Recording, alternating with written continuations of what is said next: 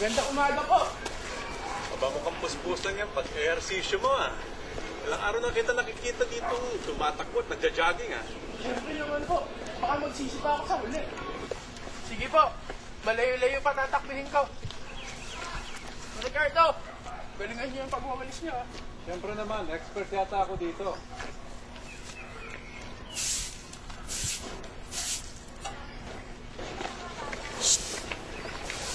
Hindi ka maaga. Bakit?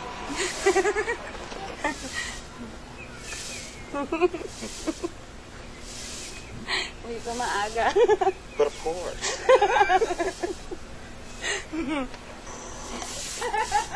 Ilang Ricardo. Maganda gising niyo ah. Oo nga ho, sobra. Ingat po kayo.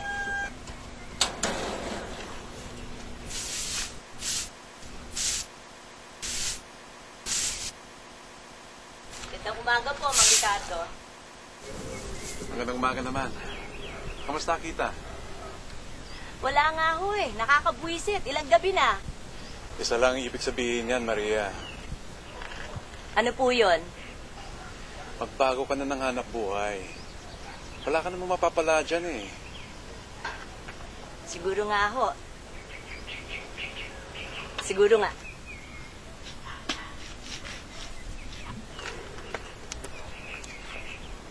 Ay.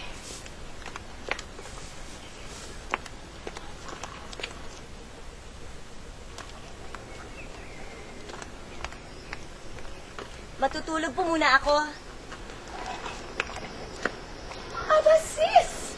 Sanang rampage mo. Aba, dala mo yata ang buong kwarto mo, ah.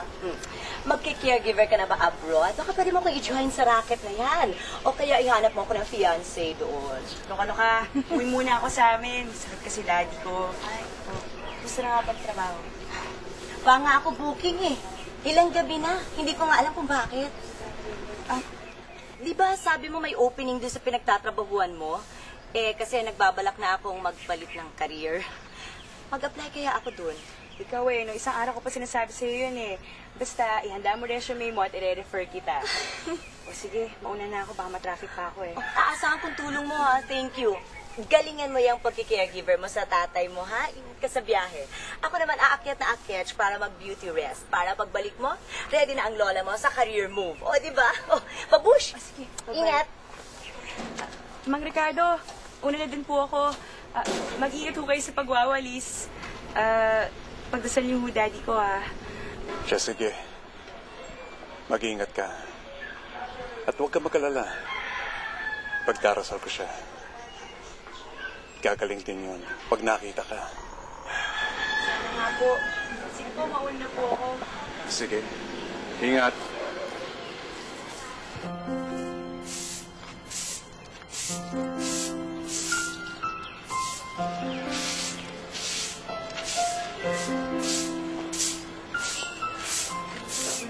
Tay! Pasok na po ako. Siya, sige. Mag-ingat ka, ha? Nga pala, baon mo. Tay, salamat po. Una na po ako.